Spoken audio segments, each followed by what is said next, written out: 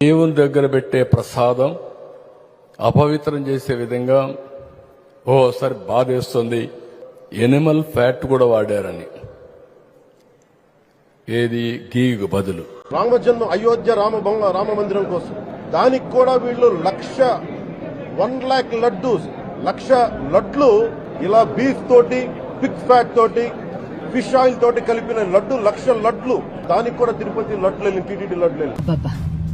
పరమ పవిత్రమైన తిరుపతి లడ్డు కోసం సోషల్ మీడియాలో ఎంత రచ్చ చేశారు.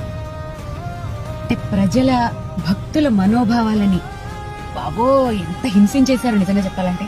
సరే, పొలిటీషియన్స్ అని పక్కన పెట్టేద్దాం. ప్రవచనకర్తలు, పండితులు, బ్రాహ్మణులు ఇలా అంటున్నా ఏమనుకోవద్దు గాని ఏమన్నా ఓవర్ యాక్టింగ్లు చేశారు. అసలు మీరు ప్రాయశ్చిత్త శ్లోకాలట వాళ్లే కనిపెట్టేసి ప్రాయశ్చిత్త శ్లోకాలు చెప్పించేసి రామ మీరు చేసింది మామూలు రచన. పాపం ఎంత మంది భక్తుల మనోభావాలతో ఆడుకున్నారు నిజంగా. ఇప్పుడు ఏం చేస్తారు మీ అందరూ?